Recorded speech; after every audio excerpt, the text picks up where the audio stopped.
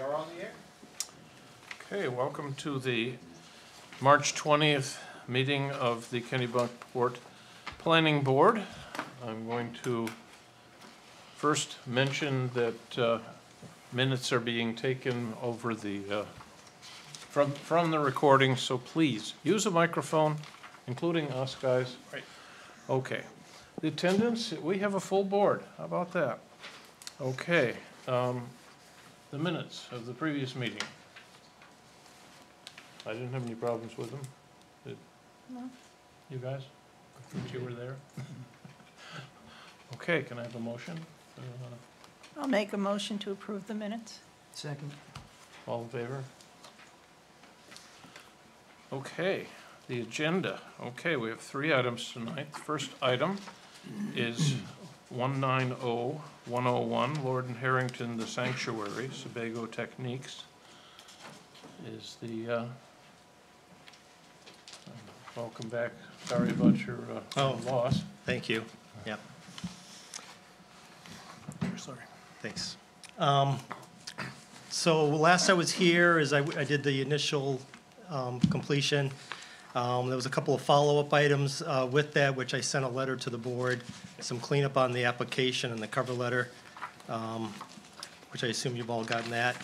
I know there's at least 3 members that were not here, so I'll kind of just go through the whole thing again. Thank you. Okay. Thank you. So the property was purchased by Lord and Harrington. They're actually the applicant. Kevin Lord's with me tonight, and also Ralph Austin. The property is located in the Cape Arundel zone and also the Shoreline and Resource Protection Zone.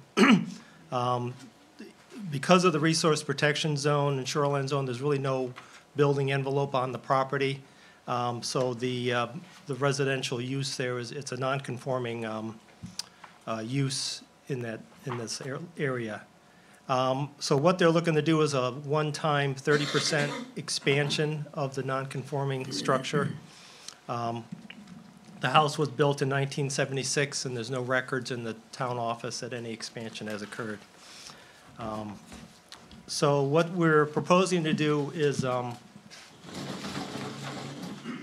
what I got here is the house is essentially being placed in the same footprint as the existing. The area in yellow, if you can see that, that is the footprint of the existing house that's there, and what's shown in orange is the proposed footprint. There are a few areas here and here that's shown in red. Those are areas of the proposed structure that is outside the footprint of the existing. We're allowed to go up to 250 square feet beyond the existing footprint, and those areas there are just slightly under that. I had followed up with a second submission letter that covered the volumes of how the existing volumes are with the proposed, the same with the square footage.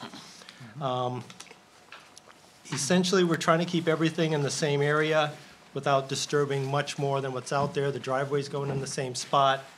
The area that you see in dark green right here is areas where we're actually going into what is currently, I would say, undeveloped land. And the purpose of that is because we're putting a new septic system in, and the septic system is located essentially right here. It's going to be a chambered system so that you can actually drive over it, which will help us gain access to the garage. But because of the size of it and the elevation, the dark green area is essentially the fill slope from that. Those areas are also going to be revegetated with native plant material. So essentially, we're going to be back at the same lot, I would call developed areas, as where we were prior to the project. Everything in white is existing woodland. We got some wetlands back in here. And what else can I tell you? There's a few trees that we're taking down in this area as a result of the septic system, but we're going to replant those or replace those. So in these dark green areas is where we're going to add new trees to compensate for the trees we're actually taking out. Let's make sure. I think that covers everything I need to talk about, so I'd be happy to answer any questions you might have. Okay, we'll start with the three that weren't here the last time. Amy, do you have anything? You're putting in a septic system in a wetland area, basically. It's in it's, I agree, it's in a higher elevation. Is Yeah. there no way you can connect to the town sewer? there's no sewer in this area. There's no sewer at No. all? Okay. Well, There is an existing septic system there now that serves a 4-bedroom house. So we're keeping that same design. This is a better system than what's in there today. And we've placed it, to the great extent practicable from all the resources. It's pretty well centralized in the lot. I think there is a question here. This is in resource protection zone too. Okay. As to whether you can expand a non-conforming use in the resource protection zone. Warner, could you address that? I think what would be helpful would be to have Steve talk a little bit about, with the square footage on the expansion, and how that relates to the basement area, because it's currently, if I'm correct, the house has a finished basement. Has a finished basement. At this point. But yet Yes. that's also not included in the calcs, because on the 30% calcs, that's excluded from there. Both before and after. And after, yes. So we're really looking at the expansion only on the first and second Right. story. Yep. So I think that's That's what the- correct. And the updated figures make that clear. Yes. But I'm with Nina on how to read, basically how to read the ordinance. I can read the paragraph that we're questioning, if that's helpful. As you said, this is an expansion of use. It's a single-family dwelling, and it's being expanded in floor space. So that's literally an expansion of use by definition. If you look in Article 2, it says an expansion of use, the addition of one or more months to the operating season, or the use of more floor area or ground area devoted to the use. So this is more floor area being devoted to a single-family dwelling, a residential use. So that's not the end of the story, though, because later on in 88A, it says an expansion of a non-conforming uses that they are prohibited, except that a non-conforming residential use may, after obtaining for a permit from the planning board, be expanded within the existing residential structures or within the expansion of such structures in shoreland zones as allowed in 8.3B1 above, and that's where you get into your 30%. But it's specifically allowing it in the shoreland zone. And I know this is in the shoreland zone, but it's also in the resource protection zone, and that's a little troubling as to how to read the ordinance. So that's what we're looking for, some guidance on here. Yep. Not to put you on the spot, Mark. No, not at all. Yep. Yep.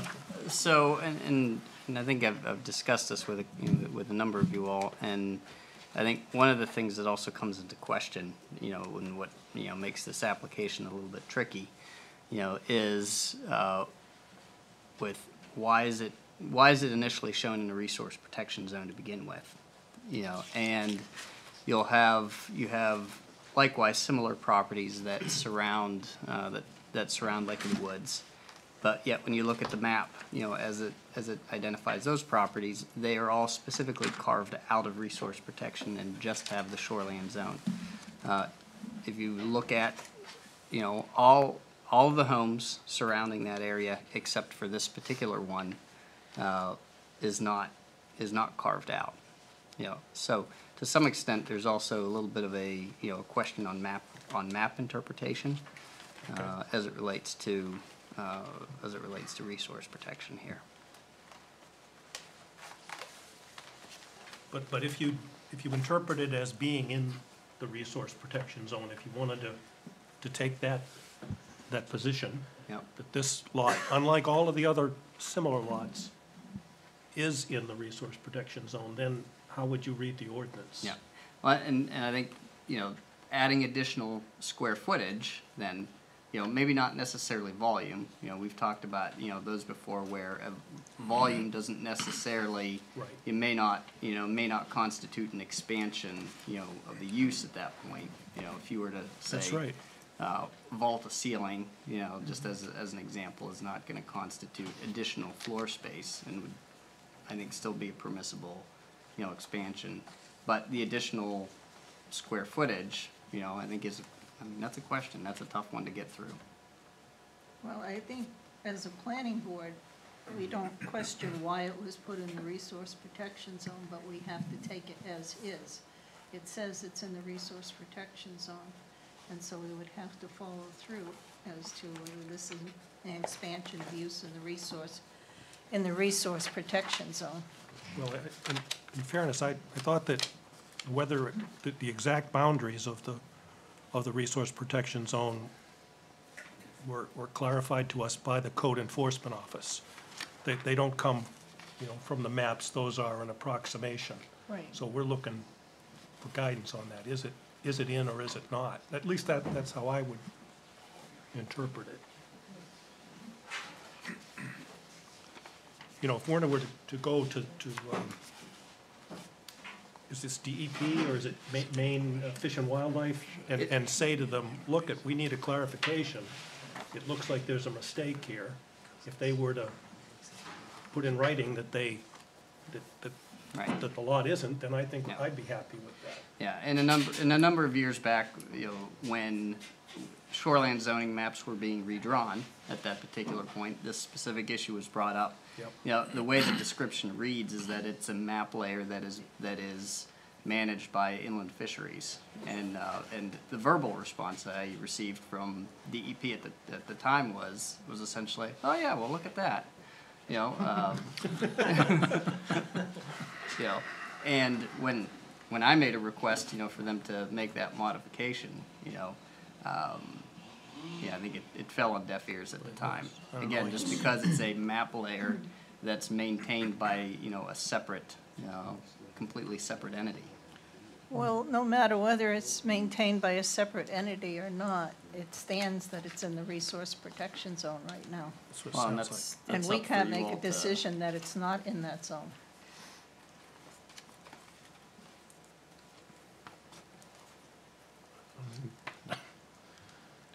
Yeah, it doesn't sound like we can say any, if it's, the question is this, if we change the word shoreland to resource protection on the cover of this document, what does that mean to us?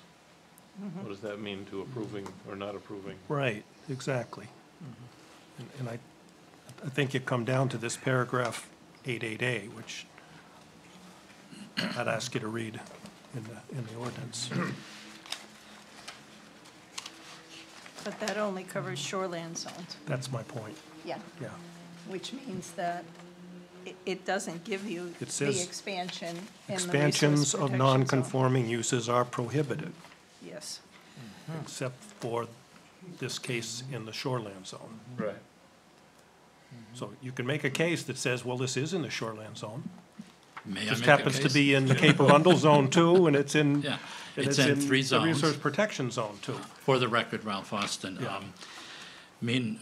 We've gone through 88A several times, and this property, as you say, is in the shoreline zone. It's also in the resource protection zone. This doesn't say that it's prohibited if it's in the resource. It doesn't specifically say that, and it could. And if you go to 83B1, which it references, that says within any zone in the town, within any zoning districts, non-conforming structures may only be expanded by certain methods. Right, that's talking about non-conforming structures, I though. This understand isn't, that, this yeah. is specifically the But use it's issue. not prohibited from the resource protection zone. We are in both zones, but it doesn't say it must be strictly in the shoreline zone and not in the resource protection. But if you read 88A, it says expansions of non-conforming uses are prohibited, Except that- Unless it's in the Everywhere. shoreline zone. except in the shoreland zone. This is. Well, it is, but it's also in the resource Doesn't say. protection zone. But it's also in Cape Arundel. I mean, In 3 different zones. Yes, but You know, this is very much like the gristmill case. Nothing's like the gristmill. True.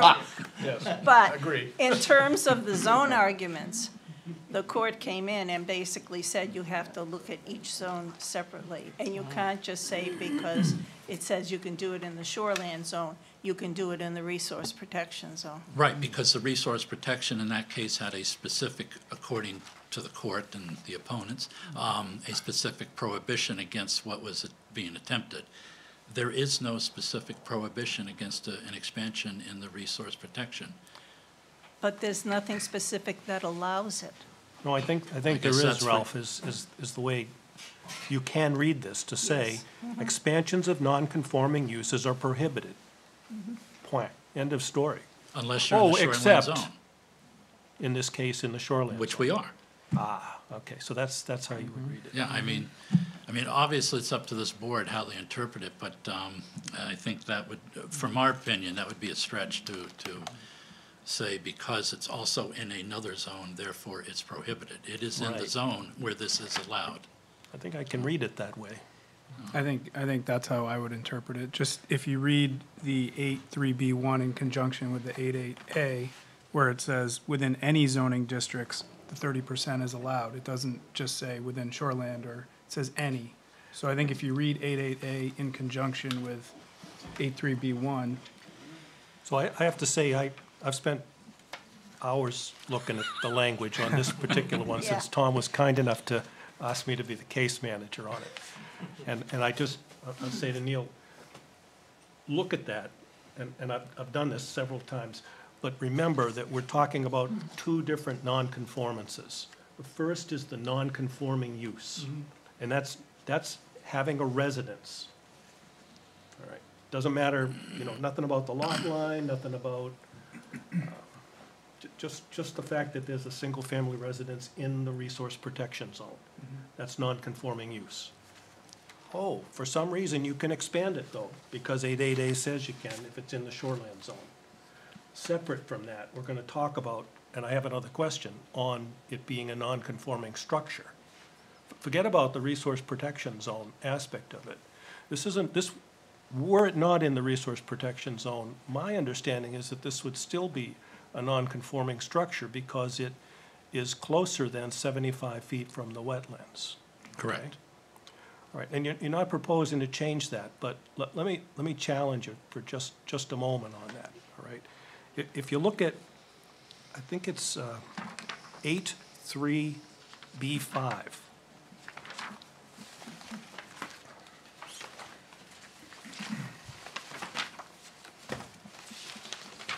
Take a second. Is that reconstruction or replacement of a non-conforming structure?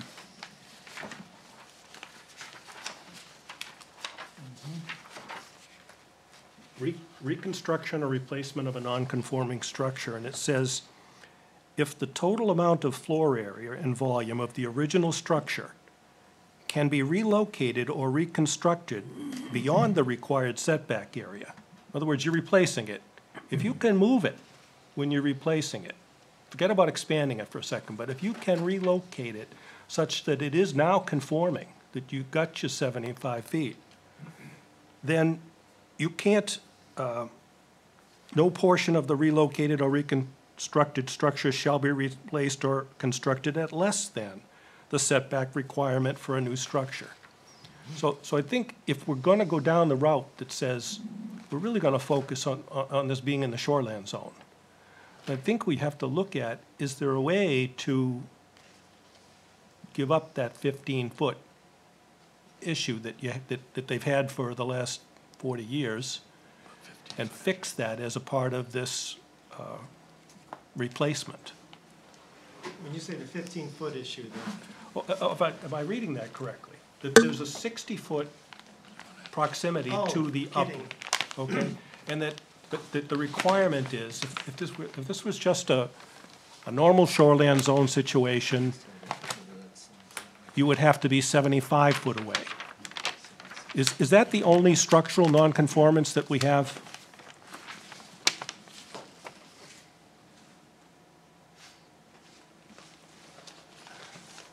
Come on, fess up. You're talking about setbacks. Yes, I am. Um, Is it closer than that somewhere else to the no, upland edge? This is the closest edge. You know, these are ours, this is way closer. We're probably, you know, we're pretty close to the front setback. Yeah, but I don't think you violated it. No. No, and you're not proposing It's to. really this right here. Right. Um, So I'm asking you, have you considered whether or not you can fix that issue? Well, I guess my concern is once you start moving this, Yeah, then you start impacting areas that are already natural, you know, it's in what I would say a developed area already. yeah. And if you start moving it, you're gonna move it into areas that are not, I would say, are natural, and larger trees, you're gonna start disturbing more on the site. So you would perhaps, you could do it, but you'd do more harm. I think you do more harm, and I think when I was reading another part of that, where the structure should stay within the footprint of the existing. You are in the most intricate part of this ordinance, for sure, Yeah. you know. I hear you, and I tend to agree with you that 15-foot isn't worth going for, but that is what the ordinance is asking you for, unless, you know, it's gonna, I'm sure there's a place in there we can find where if you're gonna do damage, if it's actually more non-conforming. Yeah. So, I think those are the two that I've been struggling with, and I was looking for help from the board on. Well, we are making it less non-conforming In what manner? in that this orange structure is further from the resource than the original structure.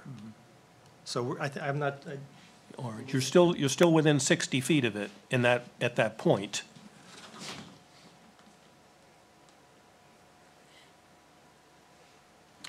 we gained 4 feet. Oh, okay, all right, all right. All right, slightly less. Slightly. All right, I need some others' help on this. I think I've basically revealed what I've been struggling with here.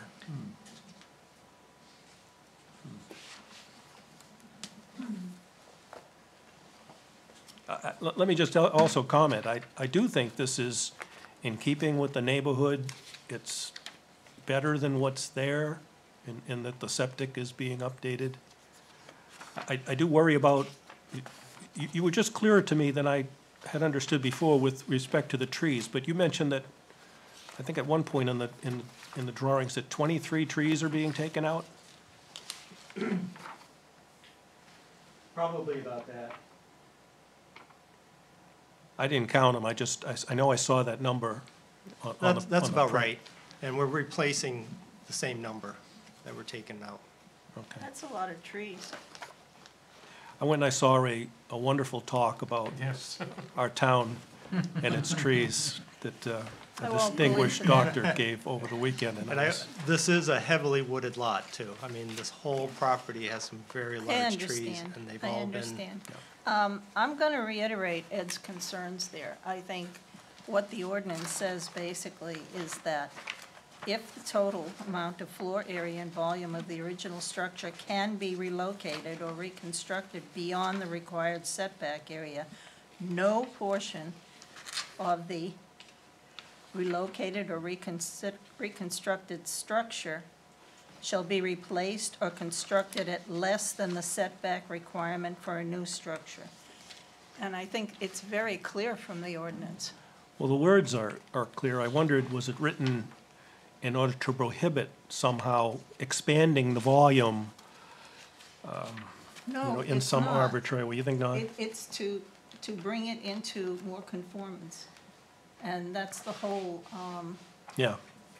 that's the whole gist of the law behind nonconformance, is whenever you can, bring it into conformance, and I think that's what that ordinance means. That's what that's saying. Is there an argument, Werner, again, help us out here, somewhere in here that lets us deal with the concern that we would be doing more, we would be disturbing the situation a lot more just to gain 15 feet? Is there any leeway that the board has to say it really isn't it is less non-conforming, and therefore we don't have to live with the literal words there? Well, a lot of that lies in in how you define relocation or reconstruction to the greatest extent practicable.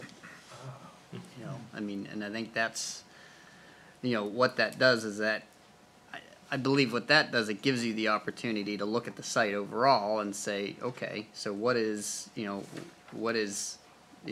you all have applied this before on other, on other situations, is what is practicable here, for this particular site, Does it do more damage to, get another, whatever, 10 feet, that you're looking for?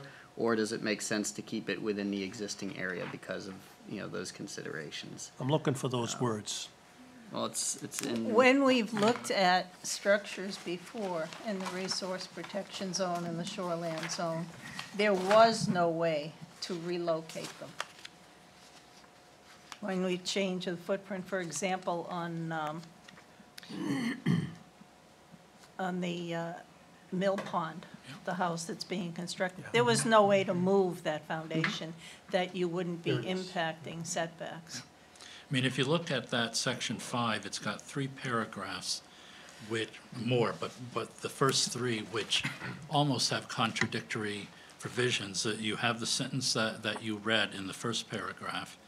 Then when you go to the second paragraph, if you're just replacing the structure, you're not doing anything further, just replacing the structure, it can be constructed in its original place with just a permit from the code enforcement officer. So you don't have to try and relocate Well, it. no, that's within damage, destruction, or removal, and that's within 1 year. Which we're removing it and then replacing it. It does. Well, I think the words. And then if you go to read the, all of 5, right from the start, not just the excerpt that I gave you. and then if look you up do the that third paragraph, it talks about what Warner just talked about, which was to the greatest extent practical. It says, provided So it's on the first paragraph. provided that such reconstruction or Both, actually, replacement is in compliance with the applicable setback requirement to the greatest practical extent as determined by the planning board or its designee in accordance with the purposes of this ordinance. So that's, if we have discretion, that's where it's coming from. The question is it in conformance with it to the greatest degree practical? Or would it have to be doing something extreme in order to gain those 15 feet? So there's some other language in, if you go back a page to number 4. Now, this is a section that talks about relocation, this is not reconstruction. Right. But in the second paragraph there, it gives a little bit more detail in terms of things that, you would consider if you were dealing with the relocation of a structure, so if you were picking one up and you were moving it. Again, now granted, that's not for a reconstruct, but I think it gives, some good guidance in terms of things that, that should be considered for these types of applications. Would you read what those things are for us? Sure. So in determining whether the building relocation meets a setback to the greatest practical extent, the planning board or its designee shall consider the size of the lot, the slope of the land, the potential for soil erosion, the location of other structures on the property and on adjacent properties, location of the septic system, and other on-site soils suitable for septic systems, and the type and amount of vegetation to be removed to accomplish the relocation. When it is necessary to remove vegetation within the water or wetland setback area in order to relocate the structure, planning board shall require replanting of native vegetation to compensate for the destroyed vegetation. In addition, the area from which the relocated structure was removed must be replanted with vegetation, and I'm not gonna go into No, that's good. all of the tree counts, but You're saying it's not geometry exclusively. There's a consideration for topology and damage that might be done or not done by That's- making a change. That's right, yeah, I think We there's have- other, We have some discretion. there's some other things that you take into consideration. Okay. At least for a relocation. No, I think It's in the reconstruct, I mean, this is just. it's in the other one too. The other It one. is as well. Except it doesn't Doesn't- elaborate on it how just you says go what- determine it. It says it's our discretion, with the details Of the discretion. of the discretion are back a page. It's in both. Yeah. I mean, there was a similar discussion, if you recall, in the project that came before you that's located on Ward Road. You know, it was also an approval to remove an existing single-family home, and in that case, you actually had a building envelope. But it was a very small building envelope. I mean, the house wouldn't have fit there, but, you know, there were good arguments as to why, you know, why it didn't make sense to do the reconstruction in that area as opposed to in the current developed area. Well, I think there's a practical argument here that says keeping it within the existing envelope does the least bit of disturbance to the environment. It's gonna be the least amount of disturbance to neighboring properties, if you know, not having to dig and move and all of that. I think it's appealing in that respect. So just to recap, so the required setback is 75 feet, and it's 60, right, at the Yeah, moment? and they're gonna get it to 64. Okay, but was the setback ever 75 feet? I mean, has the profile of the shoreline changed there? No. It's the wetlands, and no, it hasn't. Has not changed? Well, it's a good question. I mean, you know, but there's, you know, there's no data from the time when the house was, you know, when the house was built. You know, that,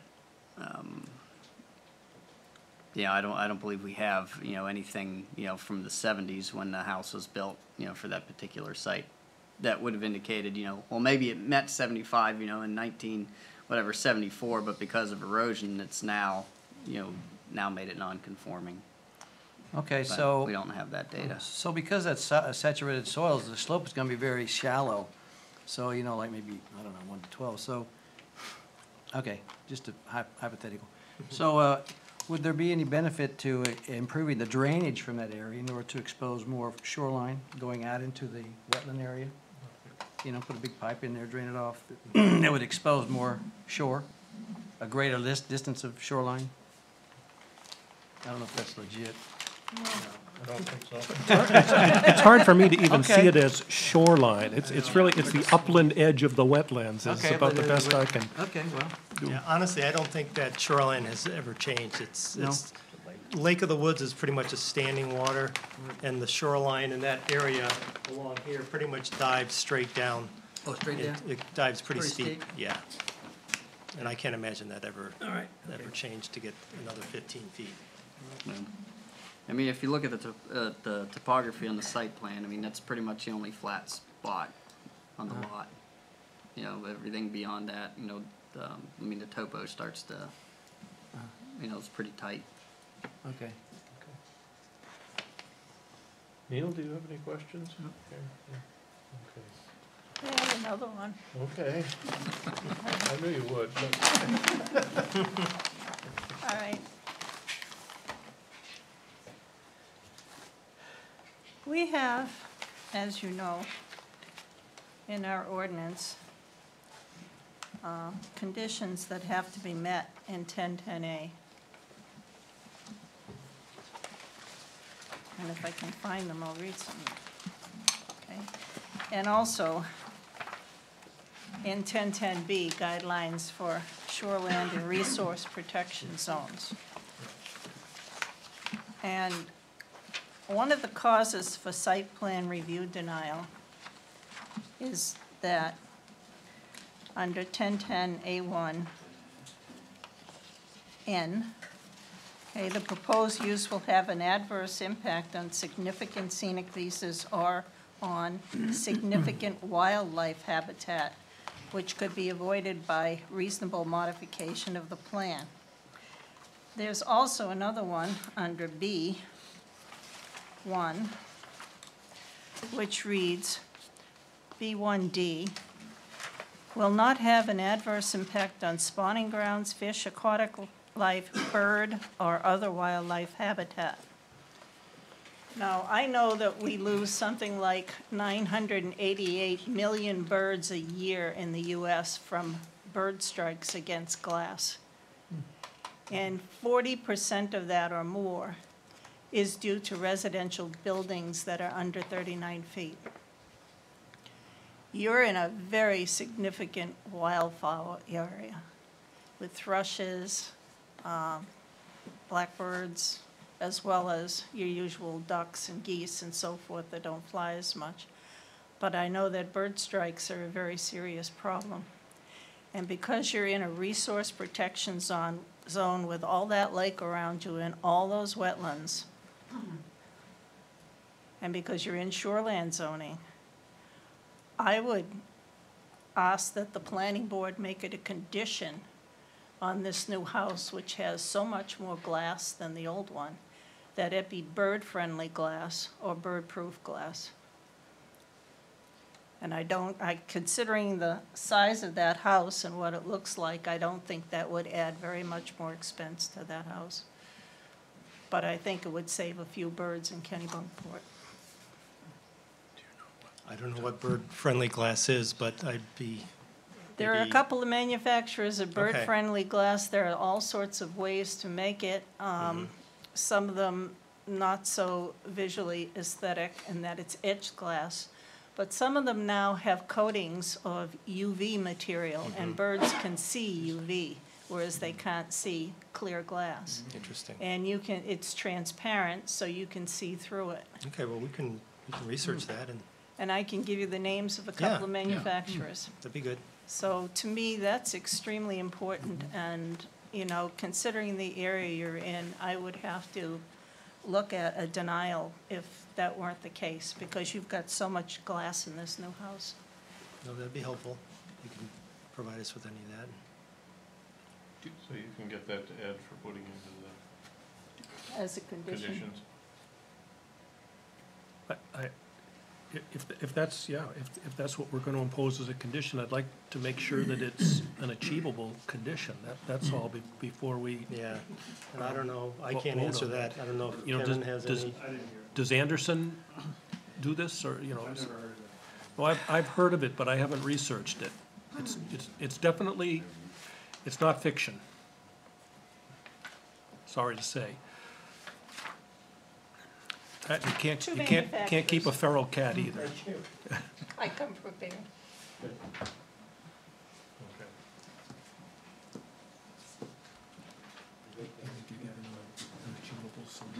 Yes, I really do. I think it's achievable. At any rate, many towns now, in fact, some states, are looking at bird-friendly design requirements for buildings. You'd be on the leading edge. And New York has it for its skyscrapers. Okay. So, Awesome. I know we have stickers on our windows They don't in work. our back. They work to a degree, but they're not, I have UV, transparent liquid that I put all over my windows. and that works? Yes, it has cut down the bird strikes a lot. Okay. Yeah, see if we can we'll research. I think if you're making that a condition, we'll research. If it becomes problematic, I guess we can always come back and, That sounds, You that know. sounds Sounds good. fair. Yeah, Okay. that sounds very fair. And it increases, I think, our comfort level with the decision we made on the first interpretation as well, so. Okay. So I think that makes a lot of sense. So, how are Other we doing? questions? I guess is the How about question. questions? You're out of questions. Do we want to see whether it's actually feasible before we What's that? I'm sorry. open the, is this something that they should go do research on and see if it's actually a feasible option before we vote at some point in the future and make it an actual condition? Well, it seems that We can make, Venus has found a couple of manufacturers that do it. Well, no, So I'm maybe- talking, feasibility is one thing, cost and feasibility is another, I think. If it's adds, And it's possible they don't make those designs that they want to Yeah. put in there. They might have to change the Exactly. design.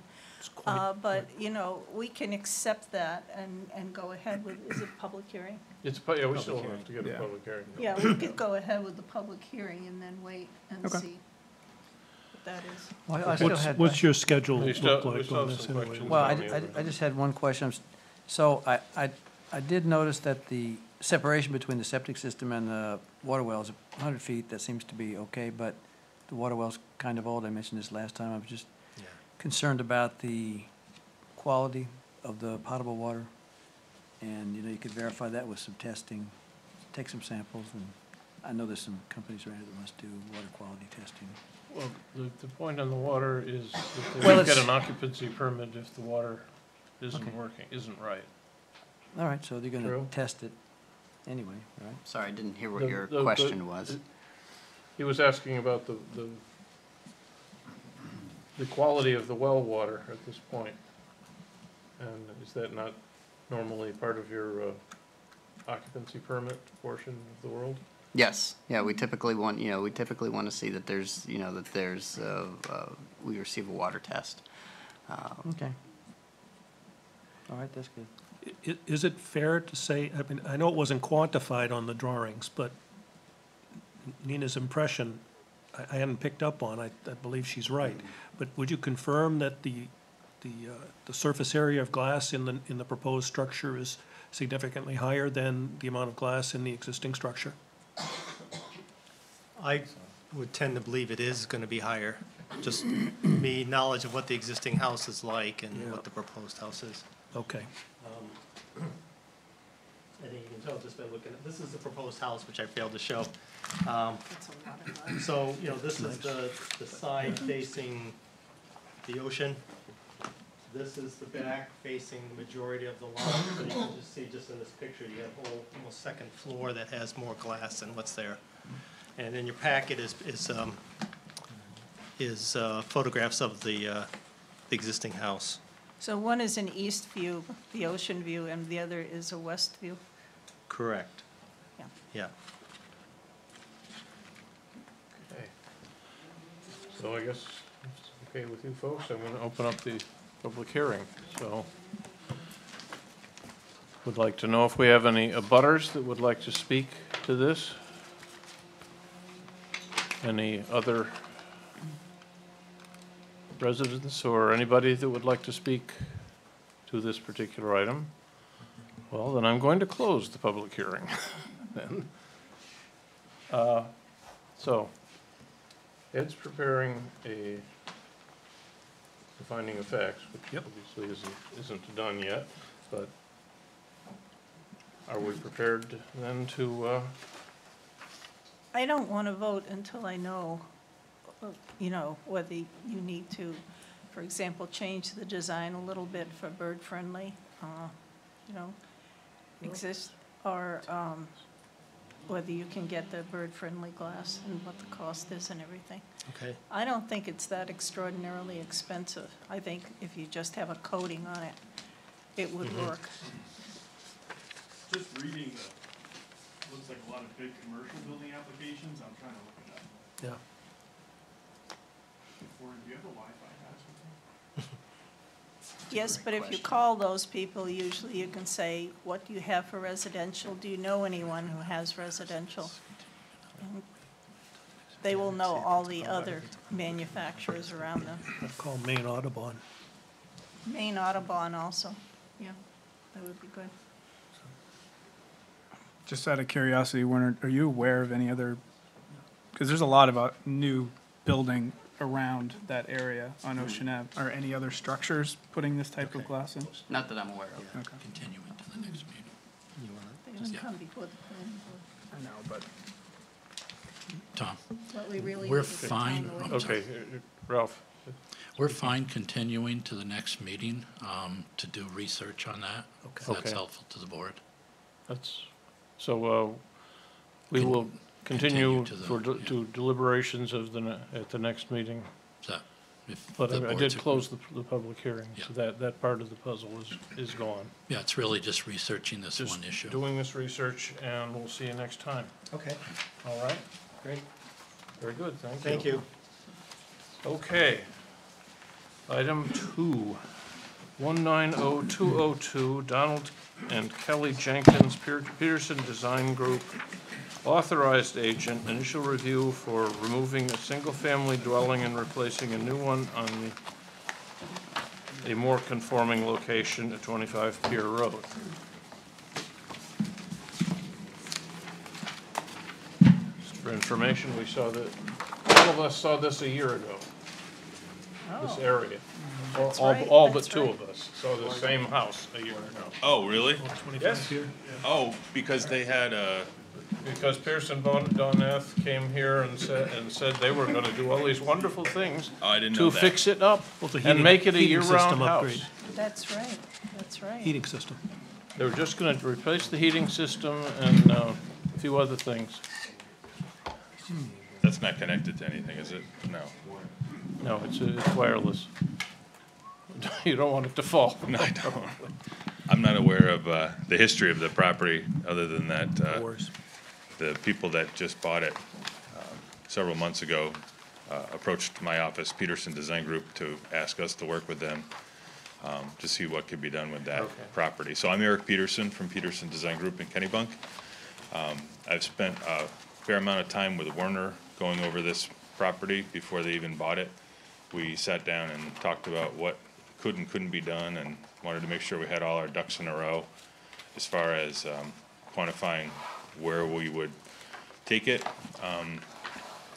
Initially, we wanted to work with doing something with the building in the location that it was, that it is now.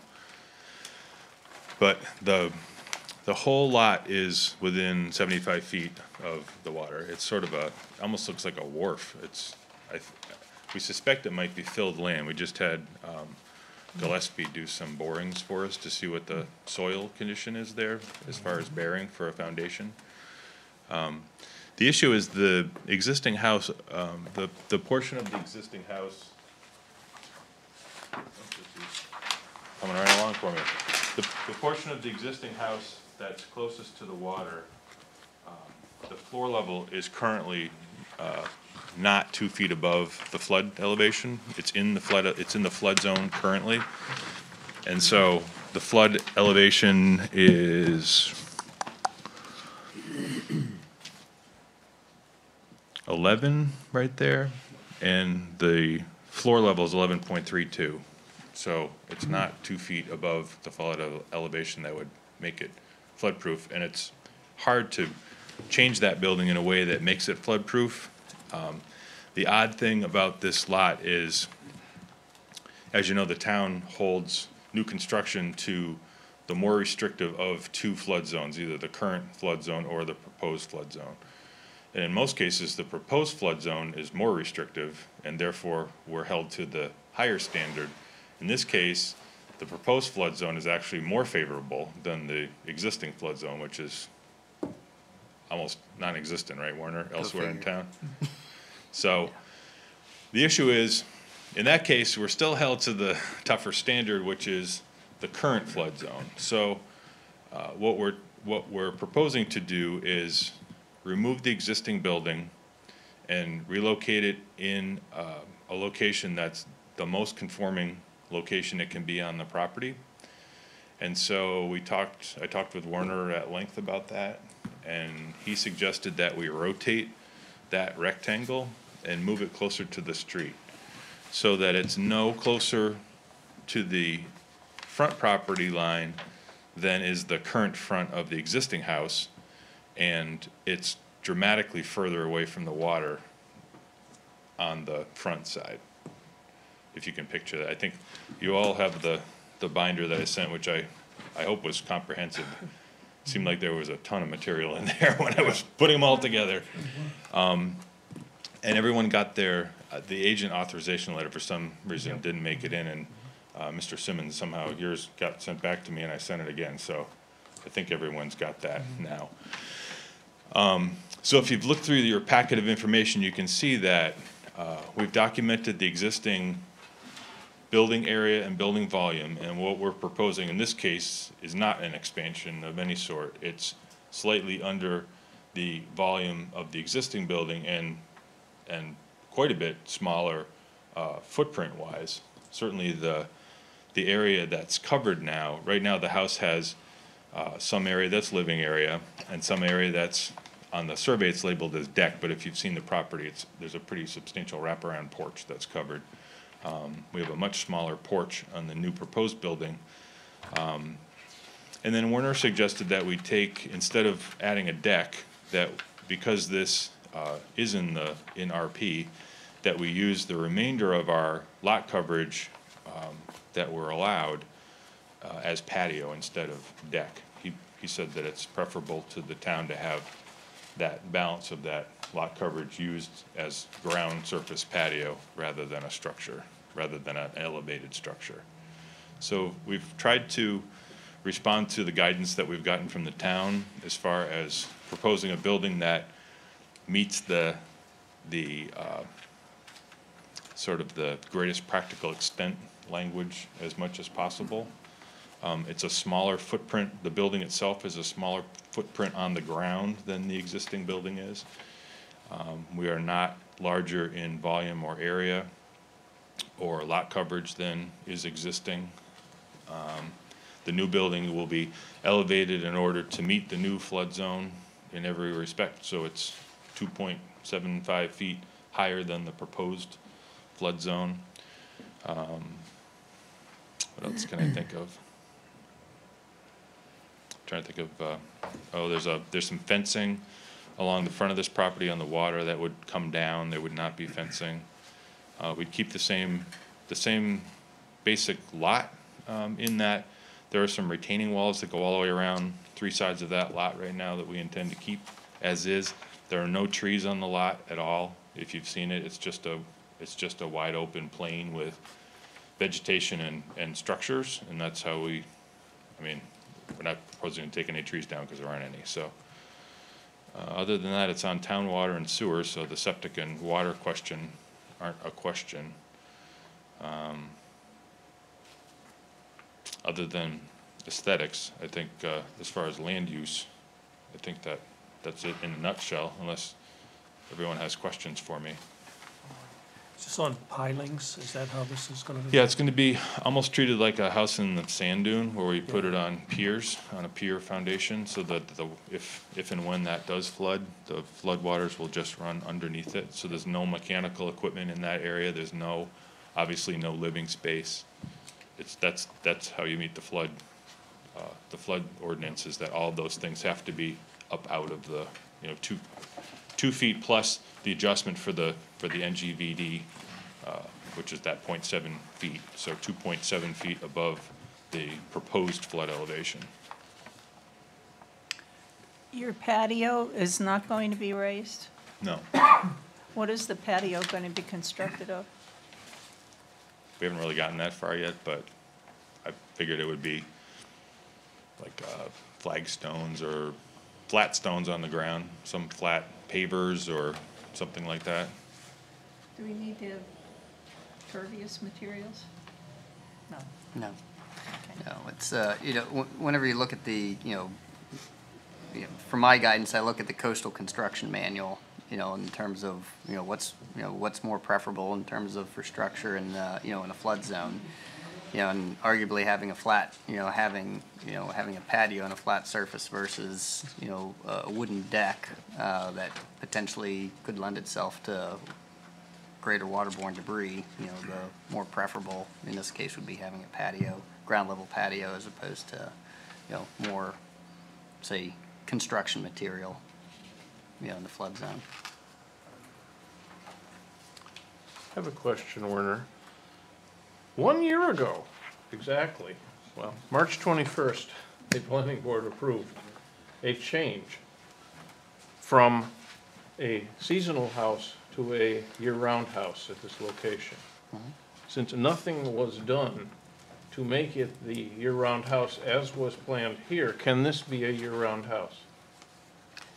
Well, as it is with any planning board decision, it comes back to this board specifically when there's any whenever there's any modification to it. Okay. So do we need to state in the new one that this is now a year-round house? Or is it it is a year-round house, right? these folks intend to use it as a, I mean, it'll be insulated and Right, conditioned. because and the Pierces and Donuts did not have it year-round, and To they be- came to the board to make it that. Gotcha. Okay, that was a year ago. I have to admit, I don't know the history of that decision. I wasn't present at those I meetings. just and- wanted to get clarification from Werner, and Yep. I guess we just have to be sure that we somehow clarify that in We the finding stand of by our facts for previous this thing. decision. That's right. If we, Yeah. We should assuming we approve reaffirm it. that as, Hmm? we could reaffirm that. Yeah, we need to previous reaffirm decision. that decision, that it's allowed to be year-round, I Well, that guess. was a different application. I think we need to make a new decision. Yeah, We need to make a new decision, basically. that's that right. it's year-round. Well, the question is, we approved something at this lot as year-round. Now they're replacing that thing. But I don't know that they ever did any of the Anything, improvements. yeah. So, yeah, we have to, So was that approval, excuse me, specific to that structure? Yes. Or the, because the structure is removed and a new structure is being constructed, Yeah. right. is So the we approval just have to, necessary because for a? the non-conforming use is what was changing from a non-conforming use of a part-time house to a non-conforming use of a full-time house. Gotcha. So we still, I think, need to approve that same change in this. Arguably, from what I understand at the time, the limiting factor was the water service, to the property. I believe it had a seasonal water service from, Right. From the water district. I think that's what I recall was the limiting factor. Yeah, in fact, there was a specific thing in the land use ordinance about that. Correct. To approve it, you had to get That's approval right. of the water of somebody with a different, looks like Werner but has a different hat on. But, yeah, okay. So, any other questions that haven't to do with history? That's good. Everybody's, We motion that the application is complete. I move. I'll Second. second that. okay, all in favor? You guys don't vote, remember? Sorry. Thank you. Okay, so anyway, so we need a volunteer for doing the finding of facts on this little sucker, and then we'll have, we'll do a public hearing, which means you don't need the but anyway, we'll have a public hearing in 2 weeks. Yep. Which is probably April 4th or so, and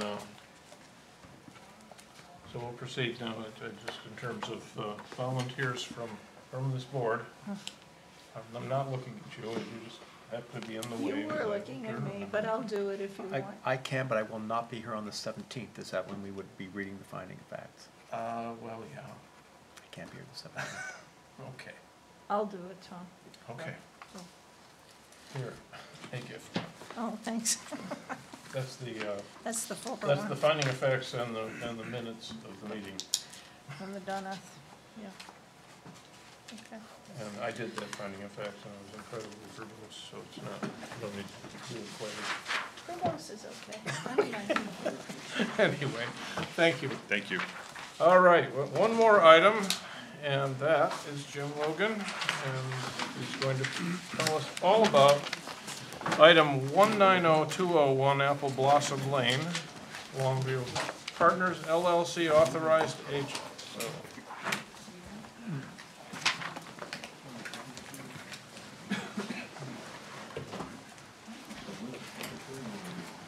Thank you all. I appreciate your time and your attention tonight. As Tom said, I'm Jim Logan with Longview Partners, wetland scientist, soil scientist, and site evaluator, septic designer. Formerly worked for Frick Associates many years. We've been on our own now. We just celebrated our 3rd anniversary, believe it or not. Hard to believe 3 years already have gone by. I'm here tonight with Jonathan Trudeau. This is an old subdivision previously approved. I know the agenda for tonight says proposed 2-lot subdivision. I guess I'd like to clarify that this is an amendment to an existing subdivision where we're asking for 2 additional lots to an existing subdivision. This original subdivision was approved, I believe, in 2008, although I got a copy of the original map right out of the town file. It was not the original approved date. Werner, maybe you could double check. I think it was 2008. In any case, all the permits that the DEP issued relative to that project were dated in that same time frame. I think I saw that the findings of fact were actually recorded at the registry in October of '08. So I'm assuming that approval was a couple of months before that or a month before that. One took a long time. It originally belonged to Jonathan's father, Fred Trudeau, a well-known builder of homes in town here who's now retired officially. And this subdivision, I knew you were talking about past history a moment ago on a different property. This project certainly has some past history that probably I should bring to light before we delve into the details of the two new proposed lots.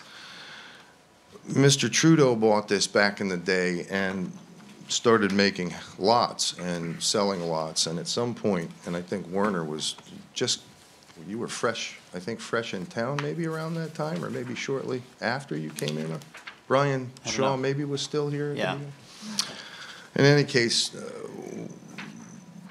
at some point, it became apparent that Fred Trudeau had made divisions that needed review at the board.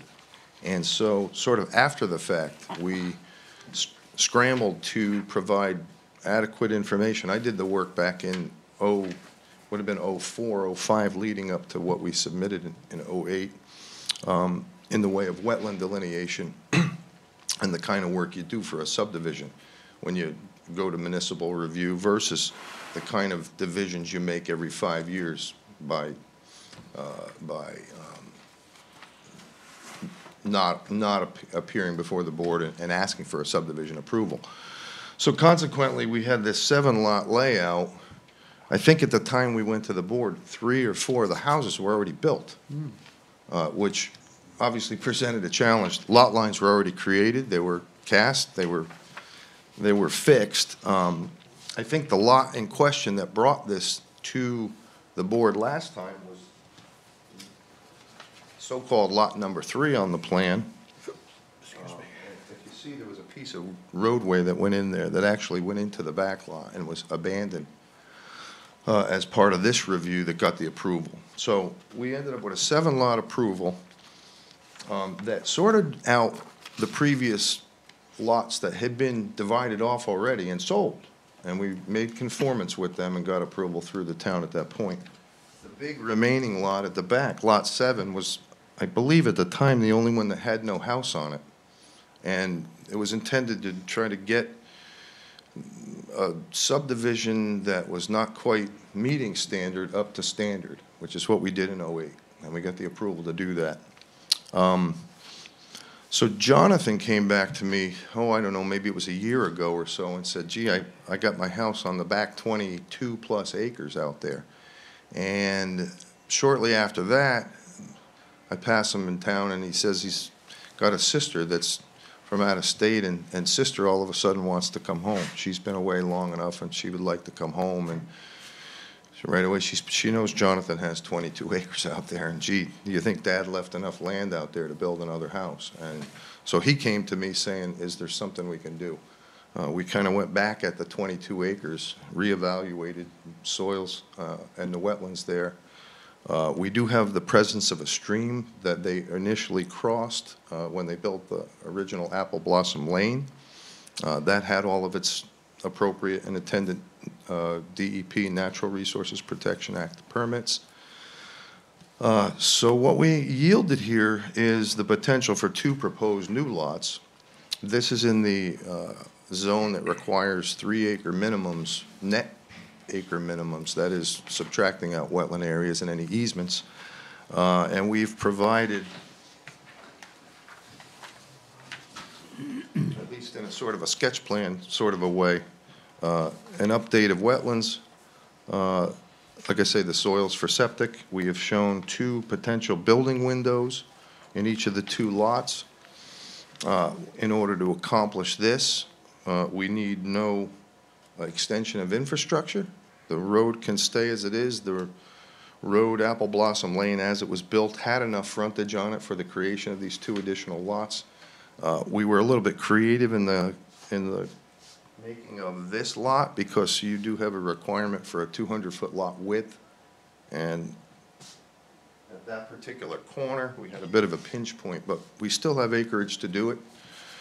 I think at this point in time, I wanted to just mention that this is a little bit unusual for me. I've brought subdivisions to town here before that were fresh, with no, not an amended division as this. And I know you have an open space requirement, and that would have been the first thing I'd have been thinking about.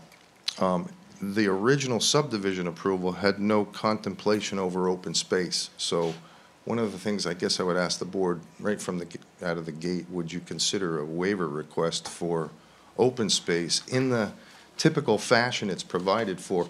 I believe we have 2 lots here that sort of meet the spirit and intent for open space, because they have so much excess, both in upland and wetland. And then if we try to make open space in this case, it would really be just for the 2 owners, I guess, of the new lots. And to me, it was a bit counterintuitive, because the rest of the subdivision is not at all created that way. And then the only other thing, there were no sidewalks in the original subdivision. I would assume we would ask for a waiver for sidewalks as well. We do need at least 1 Natural Resources Protection Act permit by rule for a stream crossing for the driveway that we would need to get to the, what is the back and the nicest portion of the larger of the 2 lots. I want to recommend to the board, this is not the exact same scale, I don't think, as the plan. It is the same scale, but it looks, I'll just remind the board that this is 1 to 100, so that while the building windows may look somewhat small, they're not that small. They provide plenty of room for the construction of homes. We do need, in the next set of submissions, show you superimpose the flood zone. As we've enclosed the flood zone map for you, but I want to have that blown up and superimpose that over the project plan. I wanted to come to the board tonight to sort of feel you folks out a little bit and get a sense of whether or not we want to go to Frank Emery, the surveyor, and have him officialize this as an amended subdivision plan that we can bring back to you. A couple of other items. The driveway we're proposing for the bigger lot, it also has 1 or 2 wetland impacts. I think 1, 2, 3 other small wetland impacts, I believe it is, that when ganged up, still on top of the NERPA application previously submitted for the crossing for Apple Blossom Lane, we still come well under the 15,000 square foot threshold that the DEP allows for a Tier 1. So we will have 2 permits from DEP needed for that lot. One will be the Tier 1 that will accommodate any small wetland fills into the wetlands for the driveway that are not in a stream crossing. Okay? I want to just point out to the board also that this map looks a little bit damning because of these wetlands are all over the place and they're just everywhere. And I'll tell you, don't be disturbed by that. You folks don't do site walks very often, and I'm somewhat dismayed sometimes because I think sometimes you see a lot on a site walk. Seeing turkey tracks on a map that suggests wetlands right away throws up the red flag. But those are corduroys in an old farm field. I want to recommend that most of the wetlands on this site that are away from the stream, they're wetlands only by virtue of the fact that man years ago scooped out ditches to try to make farmland, okay? So those wetlands that you're looking at are not consistent with, you know, say the wetland down by the stream in the floodplain. And I want to distinguish that for the board because this map might seem condemning otherwise, but there's some 2 beautiful house sites out there, I can tell you, that we're trying to get to. So sort of the spirit and the intent of DEP is to say, yes, we'll allow modest amounts of fill so that you can get to the better part of the land to build the house, okay? Which is exactly what we're trying to do. Other details,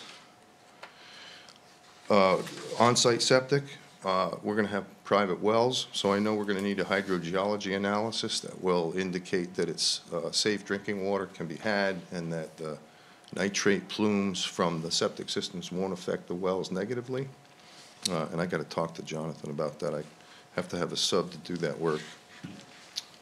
I do have a connection with a hydrogeologist that we're talking to. And the other question that came up was going to be related to fire suppression, and I talked to Werner about fire suppression. Originally, the subdivision was approved with a fire pond up here. And clearly, our proposed dwellings would be more than 1,000 feet from that fire pond. I think that was the number you used, Werner, was it 1,000 feet? And thus, we would have to accommodate more in order to get these 2 additional homes. I spoke with Jonathan at length, and I think the easy solution here is to suggest we'll sprinkle the houses. And most of my experience with the fire chiefs around is that makes it a whole lot easier for their analysis. If we just plan to sprinkle the houses, in terms of fire protection, that allows a whole lot more comfort at their level, generally speaking. So,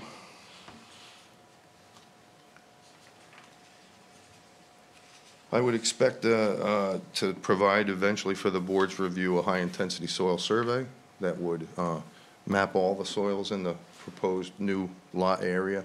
Going back to this plan, I took the liberty of writing on this lot over to the right. That is the site of Jonathan's current home. Okay. So that one's already developed. And in terms of open space. The one that says proposed lot, 5.11 acres is the one where they're Correct. actually, It's got an existing home. And so that the board understands, Got it. at the next level, where Frank Emery, the surveyor, is going to give us an improved version of what I've shown, with meets and boundaries, meets and bounds to the lot lines and so forth. At that time, I would have Frank pick up the location of Jonathan's house and add it to the plan this as an is the existing dwelling. lot 7 is being Correct. divided into 3 lots, one of which is occupied by a home. You're right, spot on. All right. Okay, so it's not divided into 2 lots, it's divided into 3. Correct, there's 2 new ones. We will end, well, technically, there will be a 3rd new one, because the original house will now be on whatever the. Right, well, that's what makes it a subdivision, because otherwise it wouldn't be before us. It would be, It would be. it would be. It would be? State law- Modification to a previously Let me- approved Yes. subdivision. This is important for an Isn't that attorney to hear in the No. state. No? Well, just was approved in 2008. Okay. Any amendment to an approved subdivision plan by a planning board in the state of Maine, and this is sometimes, I think, where some boards screw up a little bit, because sometimes there'll be land retained by the developer out in the back, and they figure they're gonna get a chance to develop that without ever going back to a board. But the technical, my experience with the Ralph Austins of the world is that, no, if you're amending an original approved subdivision plan, any additional divisions, even, I just did one in Buxton where we removed the lot line, made 2 lots into 1. Even that was a subdivision amendment. So, Is there an HOA in existence at this point? Jonathan? Is there a Jonathan, you're- homeowners association that You're looking at is it. going to be involved in this? That's the housing So sure. agreement. I suspect, though, going No, forward, we so- may So I was want. thinking there's more than these 3 lots involved. Yes. That all 8 of the existing lots are No. owned by you. No. No, The other. They're a part of the subdivision, is what I was thinking when I asked the question. they were part of the subdivision. None of them entertained They- driveways or road frontage off of Apple Blossom Lane. Right. They all had their own road front Right. Yeah. off of Goose Rocks. Maybe you're understanding it, I'm not. This Apple Blossom Lane has currently 1 house and is going to have 3. I understand that, but we're here talking about modifying a subdivision. How many homes are in the existing subdivision? 7. All right. Is there a homeowners association that represents those 7 No, homes? No. no. It's not needed because they're not sharing a road. Got They it. were all on the Okay. town road. That was my point. There's no common land, there's no Correct. common fire suppression system? Right. I think because originally Fred Trudeau gave by easement the right to the town to use the fire pond and fill and pull water from that hydrant. That was the extent of it. Got it. That's my next question, because when I look in the GIS maps, it looks like there's a right-of-way in there. An old one. But an existing right-of-way, public right-of-way. Where?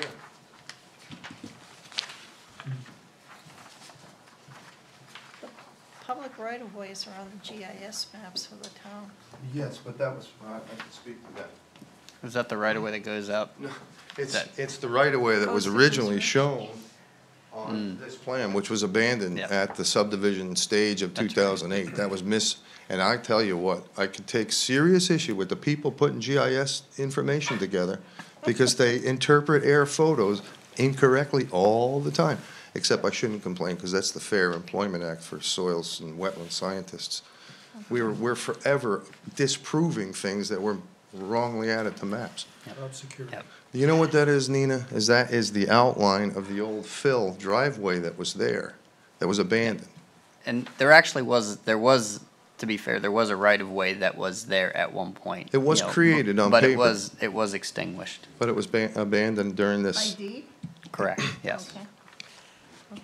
Yep. Just on that I, fire I suppression remember the system. conversation with the title company. You mentioned that there's a distance issue with the existing fire pond to the two new lots. Why isn't there one to the existing home on lot 7? Yours, or?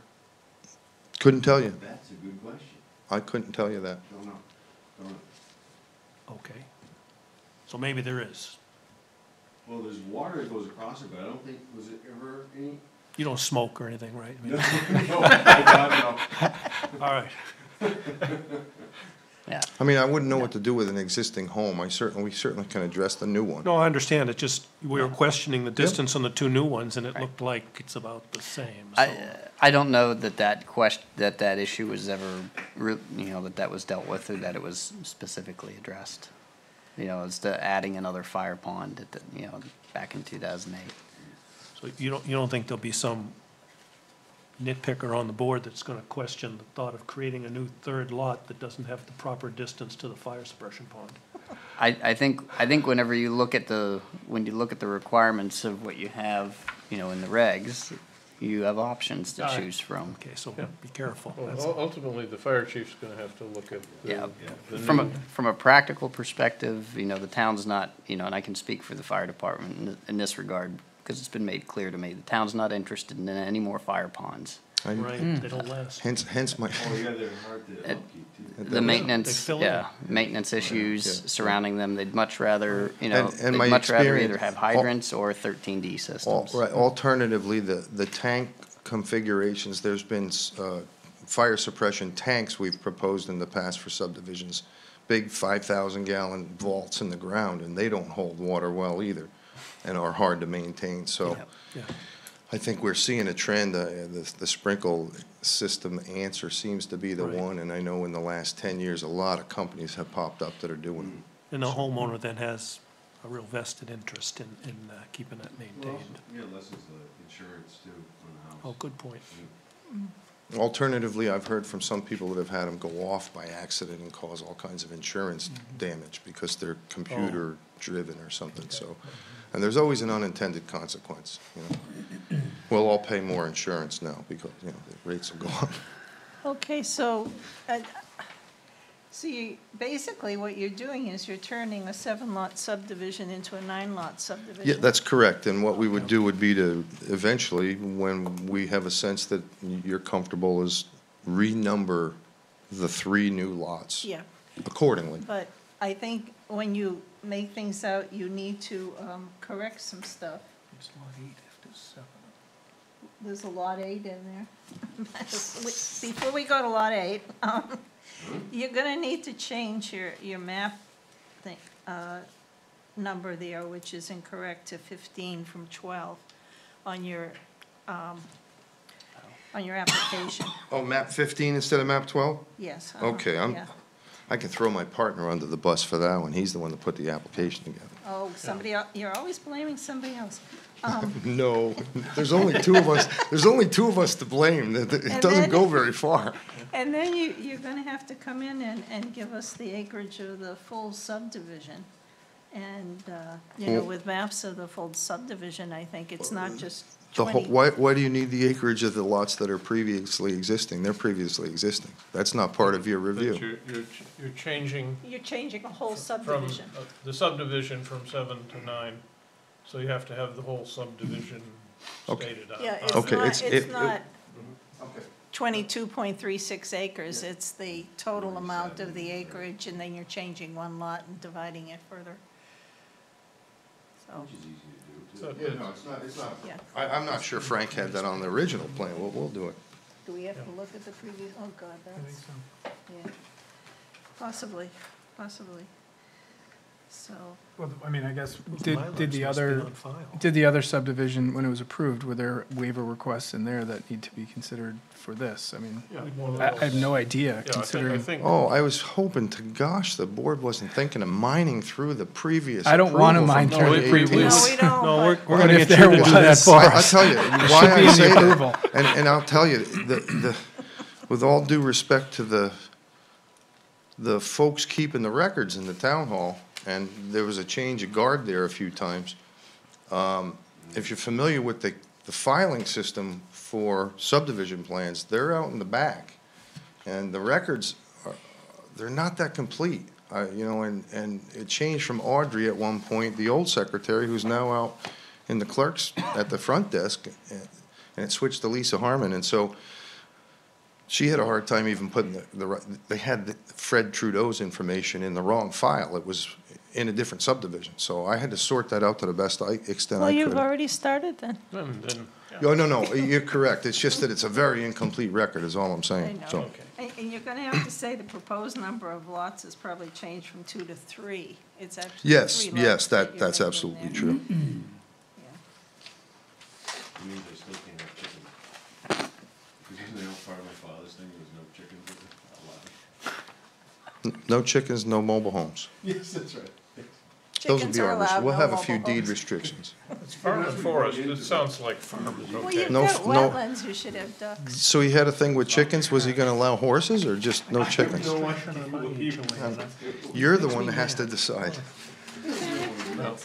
Anyway, folks, So- this is a, I've had chickens. I have another quick question, sorry. okay, sure. For the, I guess the 3.84 acre lot, it doesn't really depict, I mean, where's the driveway coming in on that? Because the building envelope's in the back, and I'm just wondering, are wetlands an issue with that potential driveway No, because too? we can chase right up the left-hand sideline. Those little squiggly arrow Okay. lines, those are surface water runoffs, places where you're just outside the edge of the wetland, and they likely will require a placement of a culvert, but they're just outside the wetland edge. Okay, What we will... No. We determined that the driveway on that lot could be over 75 feet to the stream, so that particular that's the reason why I didn't put it on the plan, because that can be conforming. Now, again, when we pull a preliminary plan set together for you for the next level of your review, the preliminary subdivision approval stage, we'll have all the details, like the driveway shown and so forth, potential driveway. I'll probably take the liberty of showing a potential house as well with a typical footprint and two-car garage, just to show the relationship with the septic sites. Okay? in terms of trees, which are a popular topic, Yeah, that was another thing I was Are- I was gonna ask a waiver request on the location of every single tree, because boy, you saw what they went through on that lot before. Talk about woods, this is woods. Oh, my goodness, yes. And if I had to locate every tree, well, I was more concerned initially about the building envelopes. Mhm. Because that's something, I know you've come to us changing building envelopes in the past yes, because of trees. correct. I would go, if it was the board's pleasure, I think your tree requirement is 24 inches or larger in diameter that we need to locate and show? Yeah, for DBH. So what I might do then is just go back with Jonathan's nod just to the building windows and identify those specimen trees, given the fact that we're in a town with such important tree resources. And driveways. And what? The driveways, don't you have to take down trees, get? Correct, yeah. Again, if there's specimen trees that need to be removed for those purposes, we'd like to locate them. If we can avoid them, we will. if we can't avoid them due to natural resource issues, you know, and I always struggle with this as a wetland scientist, what's the, you know, when the dominoes of environmental concerns start tipping one into the other, you're not leaning in the same direction. So what's the, you've got to weigh the value of all the resources like you were doing before. Is it more important to move the house further from the natural resource you're trying to protect, but then take out more trees in the natural area as a result? Similar kind of an idea here. So to the extent we can adjust driveways or place houses to avoid those kinds of, you know, specimen trees, we will do that. Okay. The ponds that you mentioned that you said were man-made, are they now vernal pools? Which ponds? The ones you said were man-made that show on the map? They're not ponds, those are man-made swales, they're drainages. Swales. They're, you see all the linear features out there? And generally speaking, vernal pools are closed depressions in the land that don't have moving water. While we will find occasionally the amphibians, the species we're looking for, the wood frogs and the spotted salamanders, they will occasionally lay egg masses in slow-moving water, slow-moving streams. We don't generally think of that as prime habitat. As a wetland scientist is doing vernal pools, I tend to think of the vernal pool, the classic one that you're sort of referring to, I think, as the primary habitat, and then there's all these other secondary places that egg masses may be found, like a bathtub half full of water in the woods, which at times I've seen. Make a clear reference, Nina, that any man-made pond doesn't meet the DEP definition of a vernal pool. It has to be naturally occurring. So farm ponds, and people have wrongly submitted information on man-made farm ponds to keep the neighbor from developing because it's loaded with egg masses. They're great habitat, but they're man-made.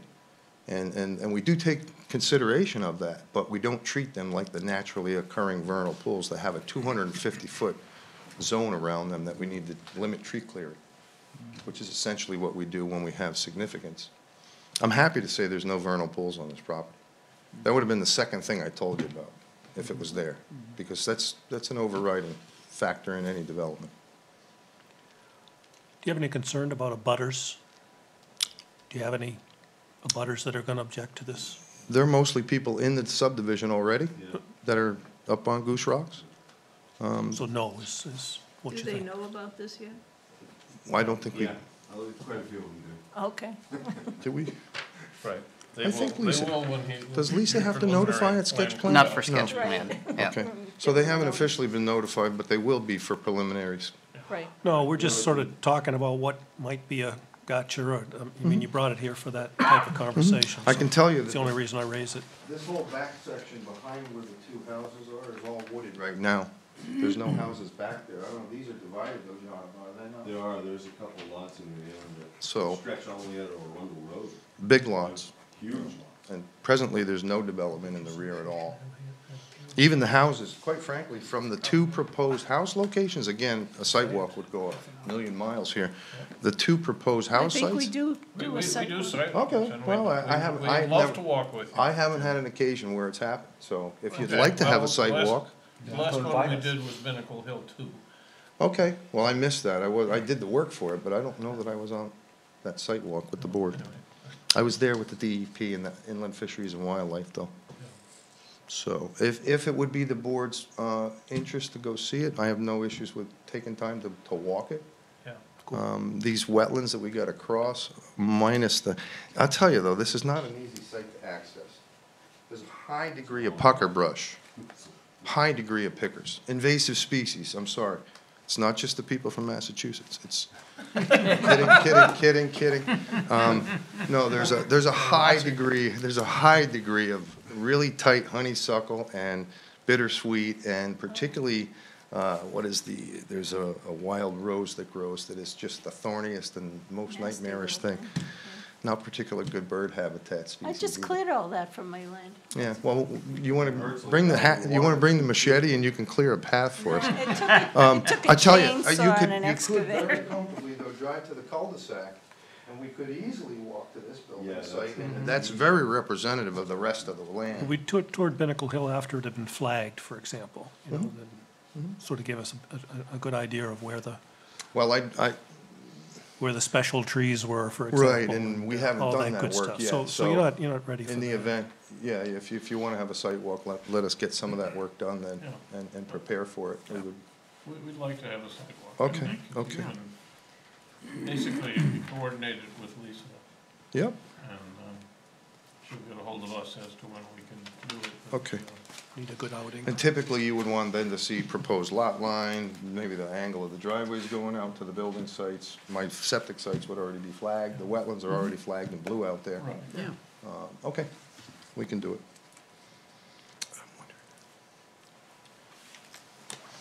Okay, It well, wouldn't be within the next 2 weeks, but, No. but I'd be willing to schedule a meeting with you right now if you want to schedule a site walk with me. I'm bold enough to do that. Or would you rather not? You want to just dish it off to Lisa, I can do it that way, but you're all sitting here. Yeah, The only reason we're, I think, looking at each other is it'd be nice if the snow was off the fields before Yeah. we were out there. Well, that's why I was gonna, I just said it wouldn't happen in the Yeah. next 2 weeks. I don't know about you, but I'm banking on the Right, snow but being gone A in the month next from 2 now, we'll be weeks. gone, At least, it- God willing. I think we Predominant. have to look at schedules. If I can before beg we from an people- administrative let me- perspective to let me not not- schedule stuff. let me not rush the board and let me At this look to meeting. Lisa for guidance on that. You may have to treat her nicer than sending her out back for old files, though. You know, to take some of that. I'll tell you, I gotta be nice to Lisa. There's no That's right. doubt about She it. deserves it. If I didn't, no, you know what, it's the first you walk through the door, if you're not nice to the desk person at the front, you're in trouble. You're silly, you're being right? silly. You if shoot that's- yourself in the foot. yeah. Okay, anyway, this is a sketch plan, and I think we've given Give it Jim its due. good ideas. Yes. And we don't vote on sketch plans, so I think as long as you know what to do and to get towards the next one. Resource and I do. Let us shoreline package up what will be a more complete preliminary subdivision application. Yep. It's- Okay, thank All you. right. Maybe it's this that makes it shoreline. But Okay. there's wetlands and there's I think we're done, folks, so. resource protection. Would you Okay. entertain a motion to adjourn? I then? will entertain that Thomas? motion. I would so move. I will second. Okay, all in favor? You guys can vote for this. Okay. Anyway, we're done, thank you. That's right, that's all, folks, right?